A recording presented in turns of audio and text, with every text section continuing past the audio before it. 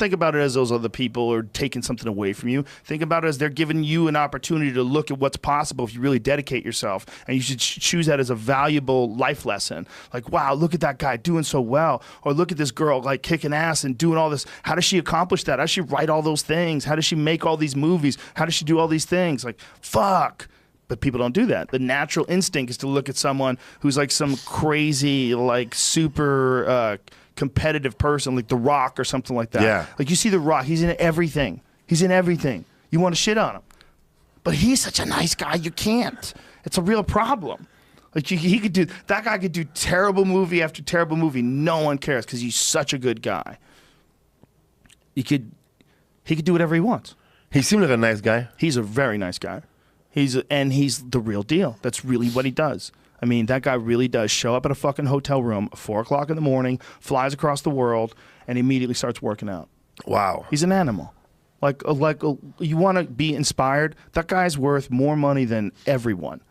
He makes more money than anybody that's ever made any money in movies. He's a fucking juggernaut. He's so out of control. Every movie he does is a blockbuster. Meanwhile, he still shows up at a place. They got one of them elliptical machines waiting for him. They got weights waiting for him. He goes to town. He'll do like 45 minutes of cardio when he fucking lands flying across the world, lift weights for an hour. Like he just keeps going. He just keeps going. He finds a way to not complain, stay positive, and just keep going. I read half of his book, and that's very like. That's a lot for you. And I remember that when he was third string and playing fucking football in Canada, he was sharing a mattress with the last guy who got kicked out of a team. Jesus. Fuck. To be now a superstar. I mean, I don't even know how much millions he makes a movie, but everybody sees his movies. He's such a good guy, but be really clear. That kind of genetics, like what that guy is, that is just like we were talking about with Iceland. That's the same shit. That's the same shit with the Pacific Islands, man. That's some warrior DNA, son. That's a giant man. That's a huge, super powerful man who fucking is so driven. Like, we are lucky. We are lucky that dude is not on the biggest fucking horse he could find with the biggest battle axe. I mean, that's what these people come from, man. You don't get to be that big if you don't have like some sort of a great lineage of warriors behind you. You mean that's so much bigger than most people.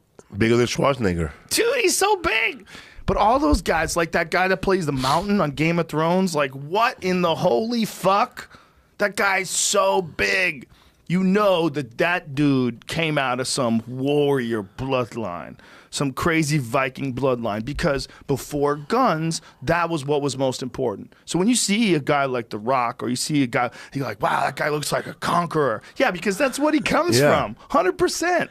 Like he's Thor, a Maori warrior. That dude who plays Thor. What's that dude's name? Chris Hemsworth? Chris Hemsworth. That dude, listen, that dude's he's a goddamn specimen. Or Aquaman.